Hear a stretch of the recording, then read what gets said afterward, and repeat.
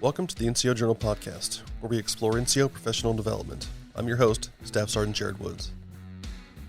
Joining me today is Managing Editor of the NCO Journal, Chago Zapata, and NCOIC Sergeant First Class, Osvaldo Aguite. In this episode, we're discussing a recent article titled, Building a Culture of Growth.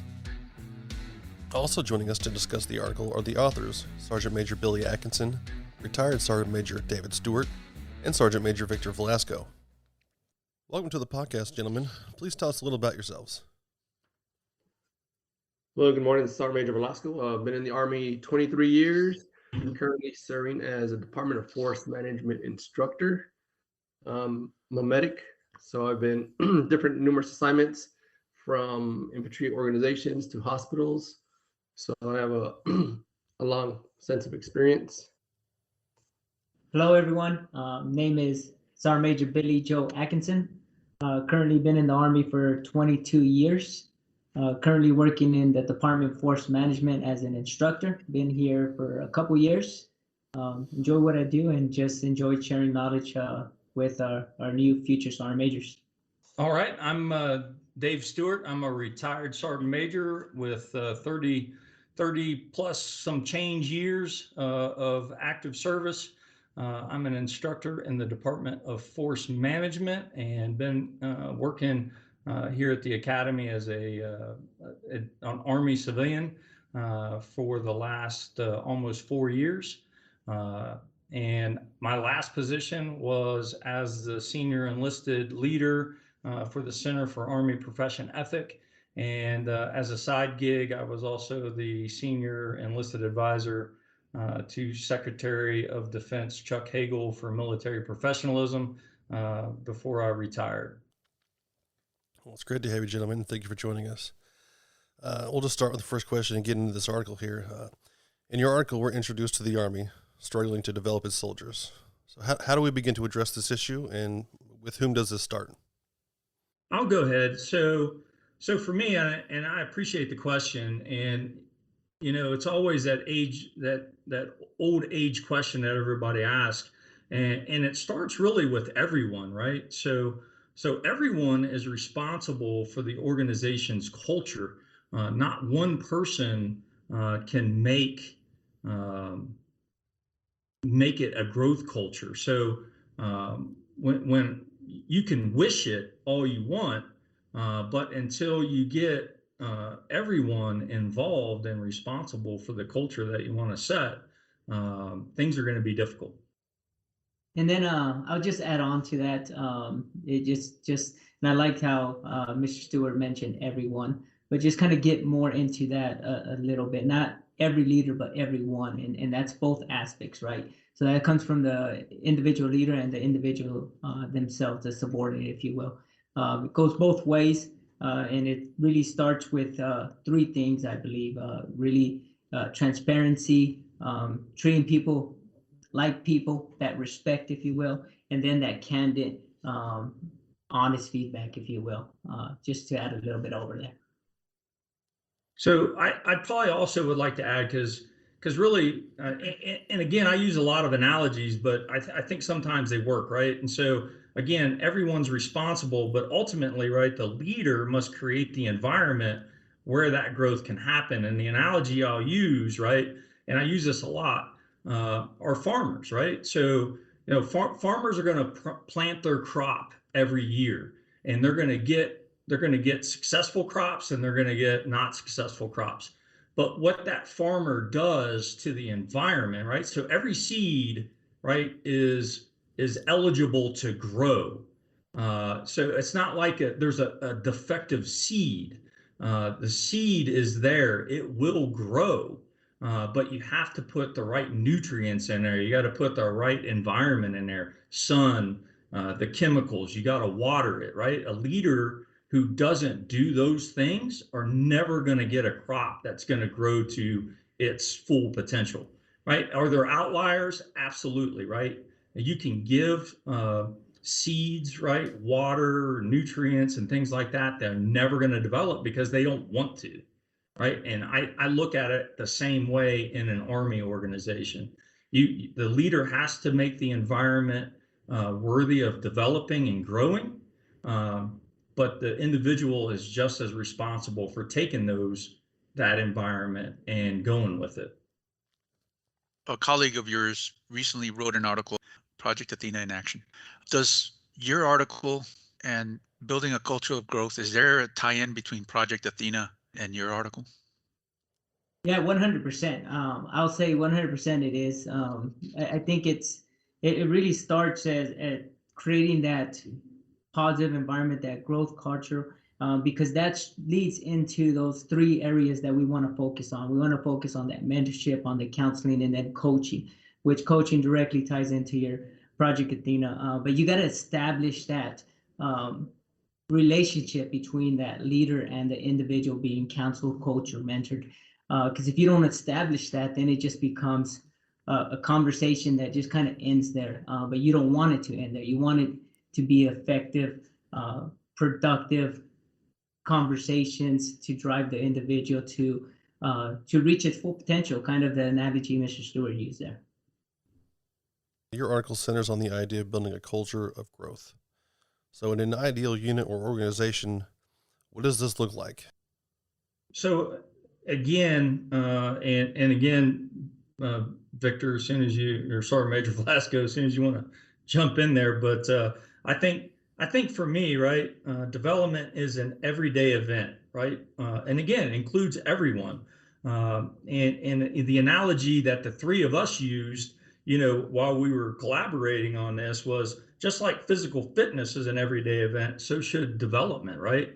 And if you don't put developmental activities in your daily training plan or how you're going to attack things, right? The analogy we use, right? You can wish you're going to get stronger, but if you never go to the gym or you don't do enough reps, right? You don't do enough push-ups, how can you expect to do 200 push-ups?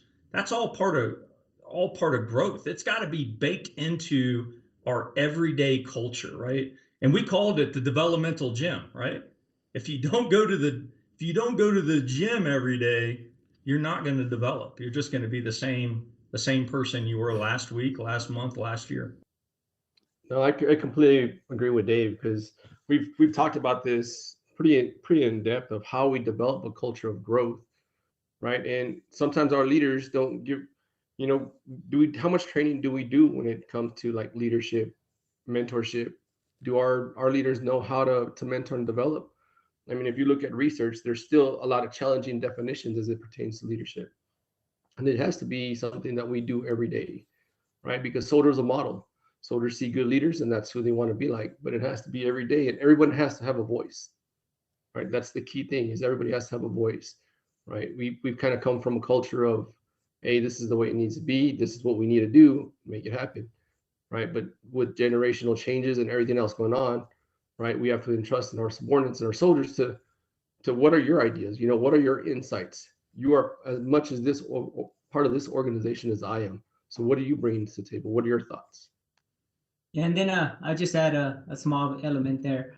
So really down at that, unit level, organizational level where the things happen, it's establishing that relationship between the leader and the subordinate, and within that whole organization, that you're providing that constructive, effective feedback, not belittling somebody, not putting somebody down, not insulting somebody, not embarrassing somebody, right? But just establishing that and respecting each other. And it really starts there, because if you could do that and build that trust there, then when you do provide as a leader that feedback, it's taken in with heart, into the heart and kind, and it's executed effectively. Yeah, I think a couple other tidbits that I thought of when you asked that question, right? Or we're not so much, and this comes from the book that's mentioned in the article, an everybody culture, but we're not talking about developing a career, right? Because a lot you hear that in the Army. How are you going to develop me to have a successful career? So we're not really talking about developing a career. We're talking about developing a person, a human being that is having a career. because it's that developed person that has a great career, right? So we don't want to develop the career. We want to develop the person that is actually having the positions, the career that they want to live. And the other thing I'll mention is, and most people in the military think of leader development, right, as that monthly thing that only leaders go to, right? It can't be that. Feedback and development cannot be monthly.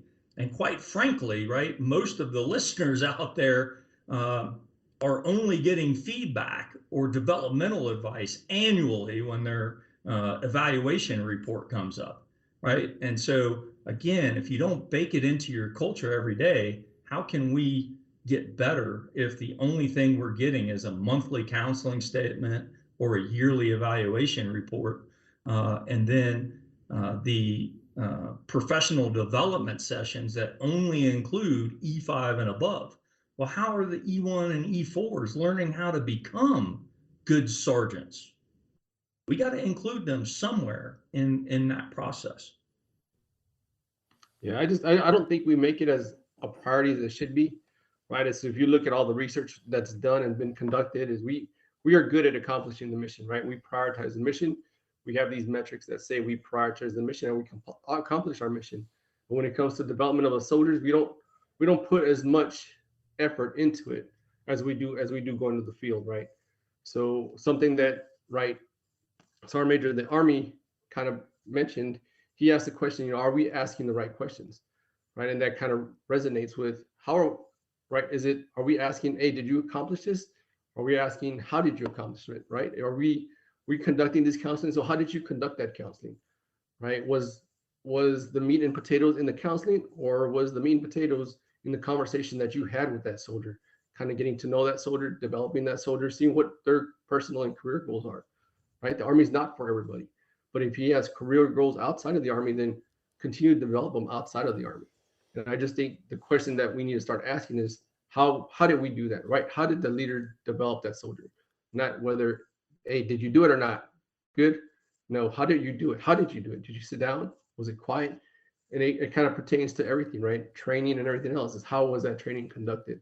Not whether the training was conducted or not, but how was it conducted? Yeah, and I think you asked what would it look like, right? And I think the big thing that I always, not always, but at least in speaking with Sergeant Major Atkinson and Sergeant Major Velasco, was, in my perfect realm, it goes to me, the platoon sergeant or the squad leader, going, hey, PFC Smith, we are conducting a physical training on Friday. Here's what I would like to do on Friday for physical fitness, and I want you to lead it, right? And then ask if PFC Smith has any questions, right? Then let PFC Smith run the PT session, right? And at the end of the PT session, have an after action review with the entire platoon or squad there. Hey, how did PFC Smith do on leading the PT session this morning? What could he have done better? What did he do really well, right? And then because that's building a team, right? I think we talk about trying to build individuals, and a lot of people say, well, you let PFC Smith run the PT session or run this exercise and then pull him in the office or her in the office and tell them what they did well or what they didn't do so well at.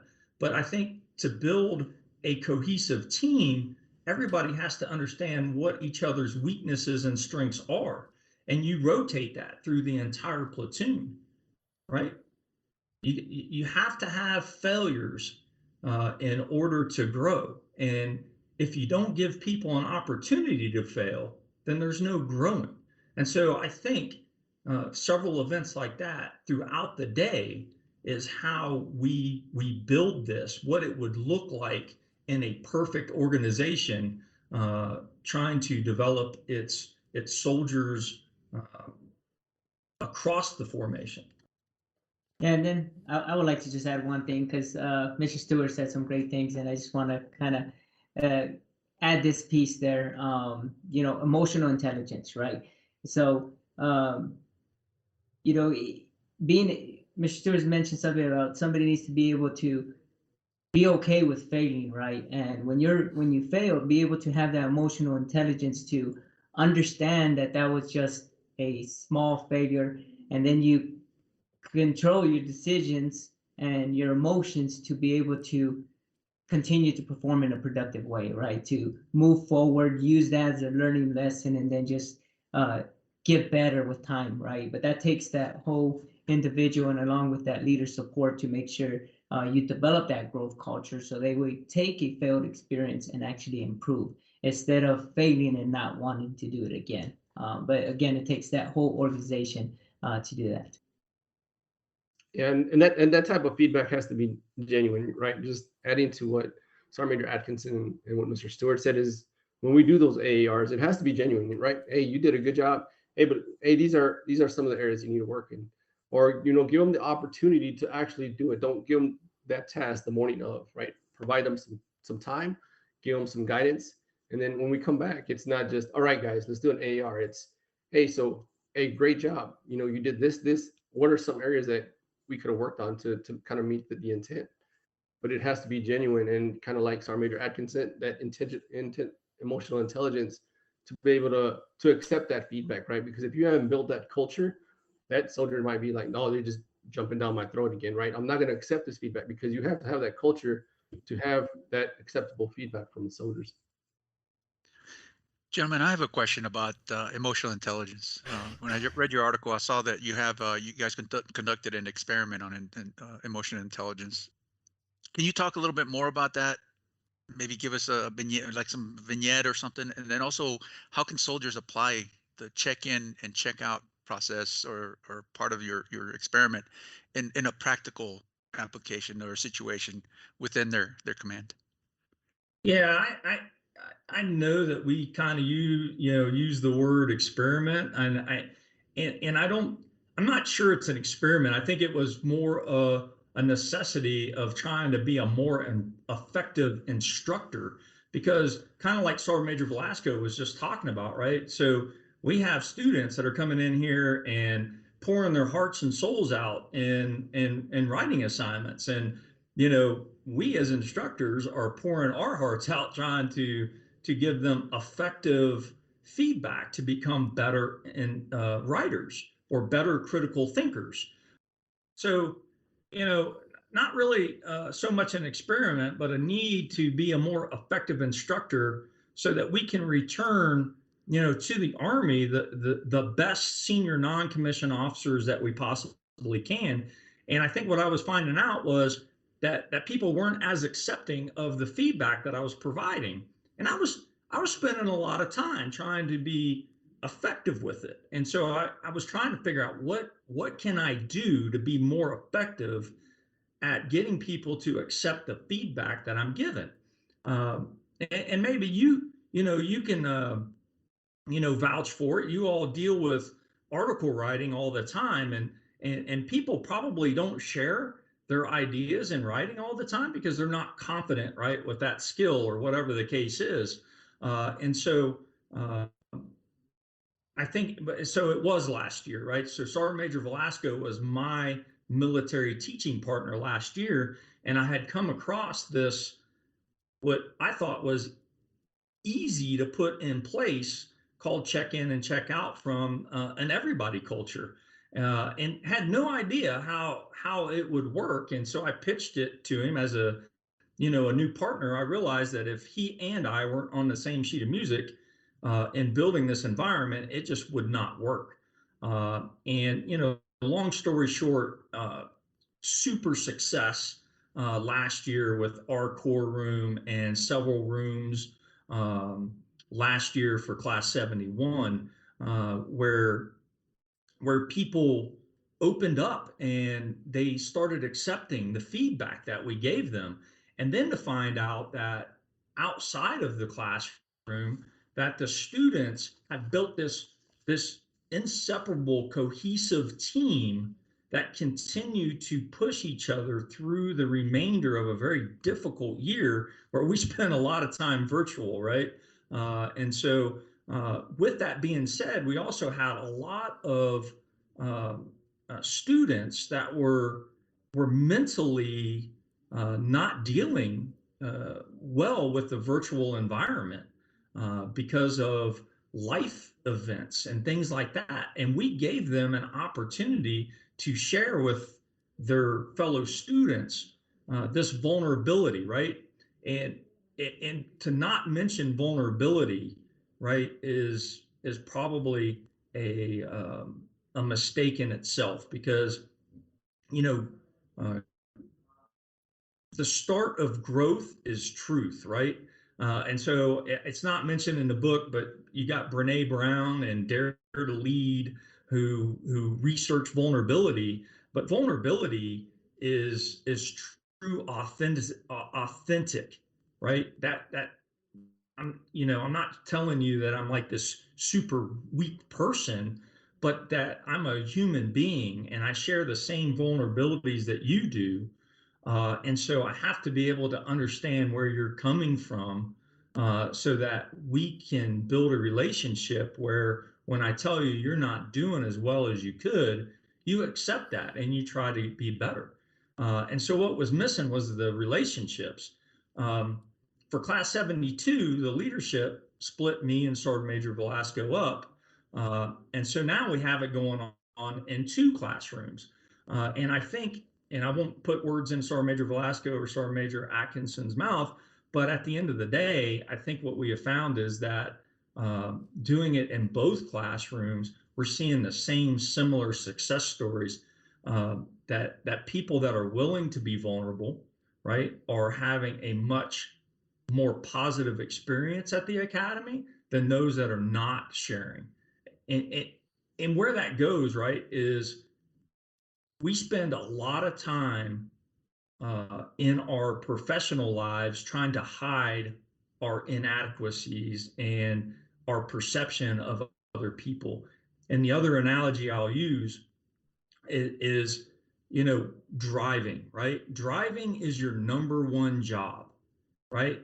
But how many people are trying to do the second job, which is texting, right? How good are you at driving if you spend most of your time texting, right? I think the accident stats will tell you that people that try to do that second job while they're driving aren't so good at the first job. And that's kind of what Harvard Business Review in their research has found, is that we spend so much time trying to hide our weaknesses that we're not really good at doing our first job. So we're trying to, with check in and check out, we're trying to bring the obvious. And here's the example you're looking for, right? I just issued you a 2,500 word white paper assignment that's due in 10 days, and you're dealing with a divorce. There you go. You're about to lose your kids. You're about to lose the life that you've been used to for the last 20 some odd years, right? That's a reality that is going to creep into your ability to perform well on a 2,500 white paper assignment. I know that was a lot long-winded, but at the end of the day, that's why check in and check out came around. Yeah, so I want to give my perspective on what Mr. Dave Stewart just shared. So as he mentioned last year for class 71, I did not use myself and my co-instructor, we did not use the check-in, check-out technique. It went well. It was nice. We always tried to create that positive environment. We tried communicating with the students really well, tried to set them up for success. We always tried that for 100%. But what I did notice is for class 72, as I moved to another room with Sergeant Major Velasco, and he wanted to use the check-in, check-out technique. I did notice a big difference. And so what's that difference, right? So the difference is students themselves, when you create that environment, started off from the beginning, they're more willing to share some of the things maybe they did not want to share before. Now that takes some time, and I'm not saying that happens automatically on the first day, but you see the difference from 1 to 2 to 3 days compared to last year. So I compare my first 3 semesters this year to my last year 5 semesters, right? And I kind of tie this into the team building stages, right? Where you talk about your forming, norming, storming, and performing. So I noticed that this year, using the check-in, check-out technique, we get past the storming phase, and sometimes I don't even see it. You get to the performing stage a lot quicker. At times last year we never even made it there. We kind of stayed at the storming phase, but so far using the check-in check-out technique within our first 3 semesters, and Sergeant Major Velasco, he could kind of add on this. We seen these classes, like I said, hit the norming stage fairly quickly. I mean, within a couple of days sometimes. And then I don't even notice a storming phase at all. It feels like they just go straight to performing it, which is great because by the time they start getting to those group activities towards the end of the semester, they're really, really performing really well. So I just wanted to share my experience on that because I was not implementing it last year and I was first started using it this year with Sergeant Major Velasco, and I thought it helped a lot to create that growth culture, if you will. And it's a technique that we can use anywhere throughout our Army as well that can help. Yeah, and just kind of to add on, right? The whole check-in and check-out process. This is what we've got from students as well. Is they want to incorporate it into their meetings, right? When they come into a meeting, hey, before we even start the meeting, hey, does anybody have anything to say? We got to check in. How does anybody struggling with anything today? Because everybody in the Army is struggling in some way, shape, or form, right? And that's how some of the students told us that they were going to implement it. And one of the really things that amazed me is I had a student come up to me, and right when we talk about building those connections, he actually implemented that with his wife. He said, when we go home at night, he's in the morning, I'll check in with my wife, see how she's doing, see how she's going. And then at the end of the night, we'll get together and see how the day went, see if there was any struggles or challenges. And that's the way, it really hit home when he's building that connection at home, right, with his wife. Because of deployments and sacrifices that we make in the Army, it's hard to have those connections. Sometimes those connections get lost. And that's one of the big things that we found here with check-in and check-out is that just about all the soldiers coming in to the academy are all having these struggles of making connections. So they can, this can be implemented at home. It can be implemented with an organization. And we just kind of formalized it, right? It's something we tend to do, but it's not very consistent. But by formalizing it, right, there's some guidelines, there's some focus, and it is about your personal being, your personal reaction. That, what are you bringing to the table today? Can you perform? Can you not perform? Right? Do you need a little assistance? Do you need somebody to check on you? And we've had amazing results where, right, there's a lot of struggles in today's Army, and hopefully by people opening up and identifying those struggles, it normalizes that you're not alone. You're not struggling alone. Everybody's here to assist you because there's others having those same struggles. Yeah, Sergeant Major, I'm glad you brought up the idea of struggling, right? And again, you asked what does it look like in a unit? And I'll tell you, if I knew what I knew today as a retired Sergeant Major, I'd be really dangerous. I'd be gunning for the Sergeant Major of the Army's job, right? So, but at the end of the day, and I just thought of this, right? It doesn't have to be called check-in, doesn't have to be called check-out, but squad leaders and platoon sergeants and first sergeants have a unique opportunity every day, right? They have a beginning formation and they have an ending formation. In the Army already calls it fall in and fall out. So, when you have your first, formation of the morning, right? Your tight little team. Hey, how's everybody doing? Has anybody got anything to share, from the weekend? And you have to be okay with silence, right? We sometimes go 2 or 3 days with nobody sharing anything, and then all of a sudden like 5 or 6 people will share something, got kid's birthday, that's super exciting, whatever the case is. It doesn't have to always be bad news, right? Share the good news. I'm feeling good today, I'm not feeling so good today.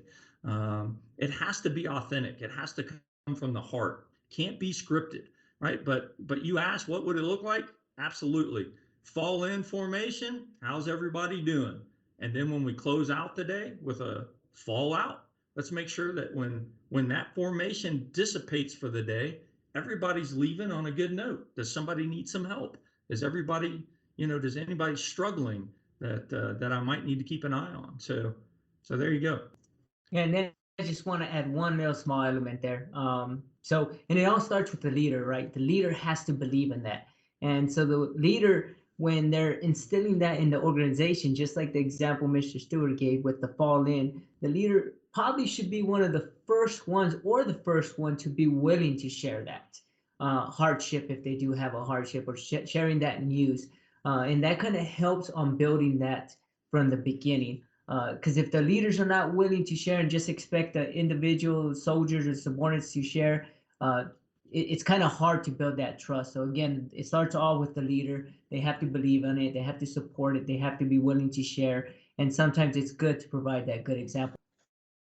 Yeah, and it has to be genuine. It has to be genuine from the leader, right? Because if you're not genuine, you're not going to get that same feedback from your soldiers. I mean, something, for example, like a first sergeant getting up there and saying, you know what, my wife is mad at me. I was here at work till 2000, trying to square things away, but my wife's kind of mad at me. We had a fight, so this morning I'm not, I'm here with you. I'm gonna do PT, but I'm just not that vested. I got some other stuff on my mind, but those are my challenges, my personal challenges, because we've noticed that the more we share as instructors about our personal being and what is going on with us, the more the students are willing to open up as well. Yeah, so he keeps bringing up, right, authenticity, genuine, right? And I tell people all the time that we talk a lot about authentic leadership, but do we really know what authentic leadership is? Because a lot of leaders are hiding their inadequacies, right? And so I tell people that if you're going to be a true authentic leader, you have to show that you are a human being, that you have vulnerabilities, right? And Brene Brown, in her work, she says vulnerability sounds like truth and feels like courage, right? Truth and courage aren't always comfortable, but they're never weakness, right? Again, and we used to have a value in the Army called candor, where we spent a lot of time being open and honest with people, right? And then as candor kind of disappeared from our language, right, we had a harder time connecting with people, telling them how we feel, being open and honest with them, right? Maybe it's time to look at bringing candor back into our doctrinal language. Well, I have a follow-up on that. You guys talked about vulnerability, and everything that you're talking about right now ties back to that authenticity and but you're also talking about culture, and part of the Army culture is if you show vulnerability, it appears as weakness. So how can you combat that? It's a culture change that has to happen at a very basic level. What would you say about that? Yeah, no, I agree with you, right? I think all the senior leaders are saying the same thing, right? It's no secret. We've had some mental struggles with some folks across our formations, right? Not just in the Army, the Marines, the Air Force, the Navy, the military in general has those struggles, right?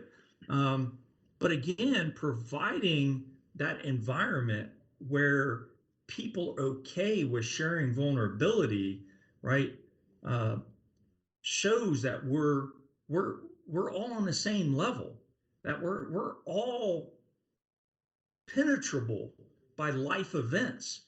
And I think that's the only way. Is it going to solve every let's say the word, right? Suicide in the military in the world? Probably not, right? But if 10 people listening to this podcast or 10 people read our article and and and build an environment where these folks can feel okay with sharing their vulnerabilities and has that person get help, then everything that we've done has been worth it, right? We're not going to solve the entire humongous ability of this problem, but at the end of the day, if we can get some people to understand the criticality of building an environment where they build trust relationships and cohesive teams, right? If I'm struggling and I'm thinking that I don't want to be here anymore, I can tell Sergeant Major Atkinson, like, dude, my wife left me. Um, my nephew was murdered last week, and dude, things are tough, right? Now he knows, but I felt comfortable sharing that with him because that was an environment that we set up. And so now people can keep an eye on me, help me through these struggles, right? You see it in social media all the time. And that's because there's not an environment that exists where they feel comfortable with sharing. And again, not everybody's going to do it. I think all three of us are going to tell you that we have people that don't share anything all semester, right? But they're going to go back out to the field and not understand the opportunity that they missed, right? And like Sergeant Major Velasco shared, there are going to be 5 or 6 people from each semester that are going to go try and implement this in their unit and organization because they feel value in it, which at the end of the day is going to make the Army better, right? The Army is a aircraft carrier. Just because you push on the wheel left, the aircraft carrier doesn't start turning left immediately. It takes a little bit of time, right? The Army is not a Mini Cooper. Mini Coopers turn left as soon as you hit the wheel.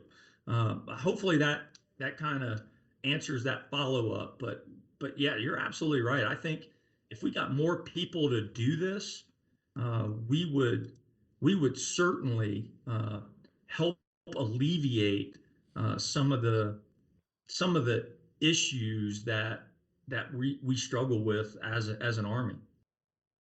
That's one of the things that I really liked about the check-in and check-out. As it was a practical way to implement some of those things and to be authentic with your soldiers. I know that some of the small group leaders at the last unit that I came from, they implemented their own techniques to do this. It can be anything from hunting the good stuff daily to some teams called it peaks and valleys, or talking about their roses and thorns and out the days and their lives. So there's many different ways that leaders, small group leaders, team leaders out there, right? This is when we talk about this is my squad and how small teams can impact bigger groups. There's a lot of different ways and techniques out there, and check in and check out is just one practical way of doing that. But when a leader is authentic, they can find different ways to do the same, to accomplish the same goals. I'm certainly glad that you made those connections. And again, there are several other little things out there, right? You don't have to call it check in, check out. You can call it fall in, fall out, or like you said, some people do hunt the good stuff, right? And that positive psychology is good as well. But realizing that a lot of people, right, have bad things happen too, right? So it's important to share those high emotions and those low emotions at the same time, right? We just don't want to share the good things because we know bad things happen in everybody's lives. I shared with my students last year and this year, right, with the problems of COVID. My wife is foreign born. She lost her wife and a nephew during COVID, and she wasn't able to go home and go to a funeral because of the travel restrictions. And so, for me, I was at work trying to be upbeat and everything else, but I had to share it with my students that, hey, I'm kind of concerned about my wife's well-being, so my thoughts are not completely here in the classroom with you right this minute. And so if I seem a little distant today, or over the next few days, it's not anything big, but I want to make sure you get the information you need to be successful. Hold me accountable to get you that information. And that's an example, right, of some of those struggles that we also share with our students. It's not a one-way street, as Sergeant Major Atkinson mentioned. we share our struggles too. In fact, I did it this morning with the students at the end of the semester. I've been in a funky mood the last couple of days, and I did not share with them that our article got published, right? But for me, that was a really big moment because this thing has been brewing in my head forever, and now it's finally out, right? So I apologized to him this morning. I said, hey guys, I'm sorry I've been in a funky mood the last couple of days, but I finally shared with them after a couple of days, that hey, our article got published recently, and so you guys can, feel free to go on the NCO Journal, read it, and grade it, whatever the case is, right? I'm showing my vulnerability now to my students who I've been, quite frankly, a little harsh with on the writing. So, a good recent example. No, that's a great point, Mr. Stewart. And kind of everything when we talk about suicide and everything else in behavioral health, right? They want us to show leaders to show our vulnerabilities as, hey, this is some of the things that we have going on, that I've gone to see behavioral health, and and we've seen it with some students last year that, by us opening up, that they're like, oh, you're doing that, you're seeking help. Yeah, as a SAR major, I'm seeking help too, and I'm trying to make myself better, and I have these medical issues. And you'll see that culture dynamic change where you're like, they get that aha moment, like, you know what, maybe it is time to take care of myself, maybe it is time. And that's kind of the intent of it, right, is to try to normalize this stuff, as we all suffer and we're all going through the same things, but you normalize it, that it's not only you going through it, it's everybody going through it as a team together. To build a foundation and establish this culture, in your article you say, one must establish trust and a shared identity. In the wake of incidents such as those at Fort Hood, how does the Army truly build trust? So it's challenging with the things that happen in our Army throughout the world. It does make it difficult to build trust, but ultimately it always starts by trying to start at the beginning, at the lowest level. If it's a small team, however your element within your family, all those things, right? But you got to establish those norms within that team, and that changes. For example, our class, it changes every semester, right? It's you bring 15 to 16 individuals together, and they have to establish their norms, and sometimes they're different, and that's okay. Just like you have different squads, different teams, different platoons, but they have to establish their norms. Once you establish those norms, then everyone should believe that they put, and everybody should have input on these too, because that's very valuable. And then they put that together, and then now they're moving towards one shared identity, one shared goal, and that's where it starts. And if you can do that, it will get better. Long as everyone believes, everyone shares, everyone's going forward with it, it should build the trust. What you can't do is have those incidents like EO incidents, sharp incidents, anything that hurts that team will destroy any trust within that organization, that element, that platoon, whatever it is. You cannot have that. We cannot afford that. So those things that happen throughout our Army definitely hurt our organization at all levels. Even if it doesn't have anything to do with you, people do see that, and it does affect it. So at the end of the day, we cannot afford to have those incidents there. No, I believe everything, when we talk about Fort Hood, everything kind of comes down to two different aspects: either engaged leadership and self accountability. Right?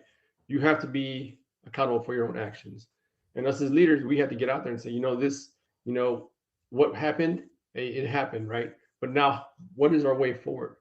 But you have to be genuine and transparent with that, right? We didn't do maybe what we were supposed to do the way we were supposed to do it. But now, we're going to focus on these different aspects, because, right, it depends on what level and where you're trying to build trust, right? SAR majors aren't going to get that trust right off the bat from the E4 and below, right? It's those E5s and E6 that are going to build that trust. But it's how they message what is going on, right? This is what we got doing. This is what we got going, right? We have to do this training, and we have to do this training effectively. But if that message comes across but it comes down from the leadership, right? Hey, well, we just need to make sure it's green. Just check the block. Well, guess what? That message goes all the way down, and that's what those E4 and below are getting. Oh, we just need to check the block, so this is not important. but it has to be messaged from the top. Hey, this is important. How are we going to attack this? How are we going to conduct this training to make sure it meets the intent? And we're not just going to go say, we got it done, right? Look at some PowerPoint slides. But how are we going to actually make a difference in somebody's lives that might be going through these different hardships? And it's messaging, right? Because you'll be surprised what you say as a leader, and it trickles all the way down. And now that same attitude kind of runs down and up your organization. So if we're going to do something, take the soldiers' time, we need to make sure that we have a good plan and a good way to attack that training platform or those objectives. So that way the soldier actually gets something out of it and actually feels like, hey, this was good training, right? Because we spend a lot of time talking about field training. What are you doing in the field? How are you getting after it? Do we spend that same amount of time as it pertains to training in garrison, right? How are you making this training effective, right? How are you getting the soldiers to take something away from it and showing that's important, because their well-being is important to us as an organization and us as an Army. Yeah, and you mentioned Fort Hood, right? And I kind of jotted down, but if you went back and reread that report, right? And I vaguely remember what I read in the report, you'll find, that there were lots of environments where people didn't feel safe or secure in sharing things that were going on, right? So think if the environment there would have been conducive to people sharing and feeling confident that their leaders, right, were going to listen and do something, right? That feedback works both ways, right? If your subordinates give you feedback and you do nothing, don't be surprised when you get no more feedback, right? Because why waste my time and effort? But if we would have had an environment where people felt safe to share uh, those vulnerabilities or what they were seeing, how different would the incident at Fort Hood would have been? But I invite anybody who's read the report to go back and read it. There are tall tale signs of where there were environments where people just didn't feel safe in the environment that they were a part of. And you have to have engaged leaders, right? You have to. I mean, as much as time is a constraint for us, and when we talk about resources, time is part of those resources. You have to have those engaged leaders going and checking on them soldiers, going and seeing what they're doing, right? And because if you don't, then they're kind of left to their own vices, right? Nobody really cares about me. I'm here 8 hours a day, then I leave, right? Nobody checks on me. And some of those challenges, right? We have to be better at engaging our soldiers when we do have that time. All right, gentlemen, is there anything else you'd like to add, or something that you think we could have discussed that you'd like to maybe expound upon or just add to? No, otherwise we'd be here all day. Again, thank you for your time, and we'll go ahead and let you go. All right, thanks. Enjoy the conversation. Great conversation. Yeah, appreciate it. Thank you. Thank you, gentlemen. And thank you, our audience. Remember to put your knowledge to print, submit articles, and get published with the NCO Journal. Don't forget to check out our webpage and follow us on social media. We'll catch you next time on the NCO Journal podcast.